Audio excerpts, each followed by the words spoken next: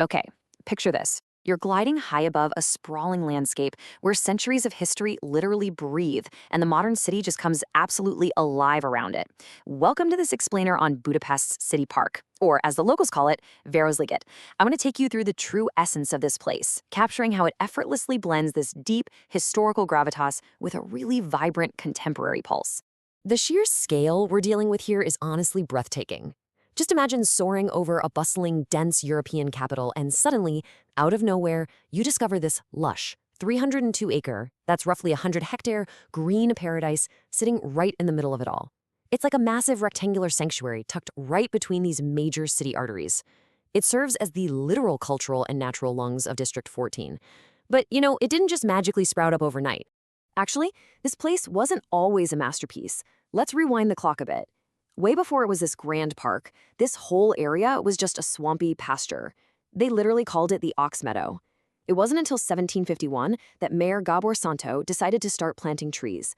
Fast forward to 1810, and it officially opens, making it one of the world's very first public parks, pioneering this idea decades before other major European cities even caught on.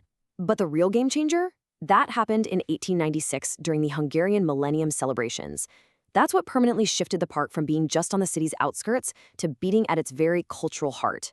So, as we drift toward that cultural heart, we stumble upon something straight out of a fever dream: Vajdahunyad Castle. It literally looks like a Transylvanian fortress rising right out of the morning mist. And here's the crazy part. It was originally built out of wood and cardboard for that 1896 exhibition by a designer named Ignaz Alpar. But people loved it so much, they absolutely went wild for it, that they ended up rebuilding the whole thing in permanent stone and brick between 1904 and 1908. The details here are just incredible. The intricate textures of this place trace the artistic evolution of an entire nation. Seriously, just by walking along a single wall, you can witness this deliberate, completely eclectic clash of styles. It's a living encyclopedia. It stitches together replicas of landmark buildings from all across the historical Hungarian kingdom. You've got Romanesque foundations, soaring Gothic spires, Renaissance elegance, and these beautiful Baroque flourishes, all mashed together into one mesmerizing fairy tale structure. Now, if we step quietly into the castle courtyard, we find a truly enigmatic figure. Sculpted by Miklos Ligeti in 1903, this is the hooded, faceless 12th century chronicler known to us simply as Anonymous. He's the mysterious author of the Gesta Hungarorum. He just sits there, shrouded in heavy bronze, silently challenging every single writer, artist, and, history nerd who walks by to consider what kind of legacy they're going to leave behind. If you look really closely at the tip of his quill, you'll uncover this beautiful modern superstition. See, people want to physically connect with that history, right? So they rub the statue's pen, hoping for a little good luck or a burst of creative inspiration. And because of that, over a century of hopeful hands have polished that bronze down to a brilliant, absolutely undeniable shine. Shifting our gaze up towards the park's grand entrance at Heroes Square, there's a massive, painstaking undertaking happening. The iconic 1896 Millennium Monument has been going through this intense scientific conservation.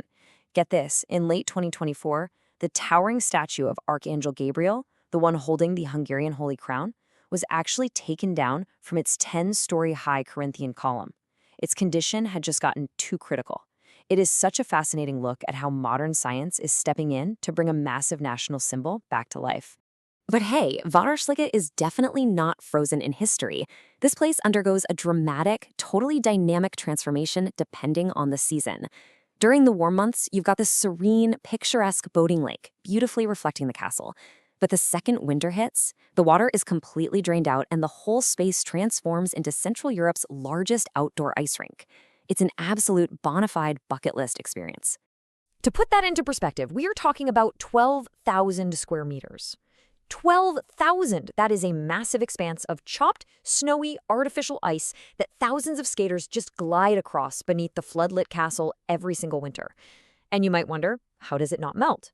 Well, there's an industrial-grade cooling system installed right beneath the lake bed. It keeps the ice perfectly stable even if the temperature creeps up to, say, 10 degrees Celsius. Now, if you want to navigate this rink like a true local, you've got to pay attention to the daily schedule, especially that midday block. From 1 p.m. to 5 p.m. on weekdays, the rink is completely closed down for resurfacing. Believe me, you do not want to show up at 3 p.m. all ready to skate only to find the doors locked.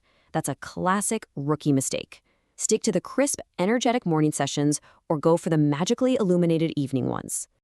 Okay, so when that ice finally melts, that kinetic energy just bursts right into summer life. The rink reverts back to a bustling lake filled with water bikes and rental boats. The whole park literally vibrates. I mean, you've got locals finding their zen during Wednesday afternoon SUP yoga, dancers spinning at bi-weekly salsa and bachata nights, and people literally floating 150 meters up above the tree canopy in a tethered hot air balloon called the balloon fly. It's wild.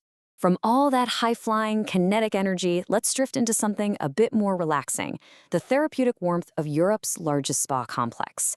Built in 1909 by Gyozot Ziegler, the Széchenyi thermal baths draw their mineral-rich waters from an artesian well that is nearly 1,000 meters deep. With 15 indoor pools and 3 grand outdoor ones, it's this incredibly steamy neo-Baroque haven. And let me tell you, watching the steam rise from the water on a freezing winter day is pure magic. Now, what I think truly modernizes this ancient landscape is how intentionally inclusive it's become. This is a park built for everyone. They've rolled out these comprehensive accessibility upgrades, so every single explorer can navigate its wonders without a second thought. We're talking pool lifts at the Széchenyi Baths, completely flat, newly paved paths right through the castle courtyard. All the new structures hold a silver or higher access certification. They even built a dedicated children's traffic park, so the youngest visitors have their own perfect space to explore. Of course, exploring a 302-acre park requires some serious fuel. Thankfully, Varosliget serves up an absolutely incredible culinary landscape that really captures the neighborhood vibe. On one end, you can experience high-end historical gastronomy surrounded by refined 1895 Zolnay porcelain at the Városliget Cafe. But if that's not your speed, you can just grab a casual, sunny afternoon burger at Pantliga Bistro, which is this awesome retro spot that perfectly preserves mid-century design. There's literally something for every craving. As we reach the golden hour and the light starts to soften over the trees, the true spirit of the park really shows itself. On one hand, you have the majestic 1866 Budapest Zoo, one of the oldest in the entire world. And right nearby, standing in this beautiful, stark contrast, is the breathtakingly modern House of Music, designed by So Fujimoto.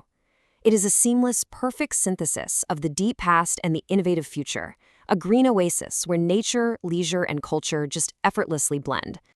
So, as we wrap up this explainer, I want to leave you with one final thought.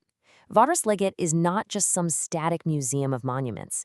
It's a living, breathing canvas. From the carved ice rinks to the deep thermal baths, right down to the polished bronze pen of an anonymous writer, this park is constantly evolving.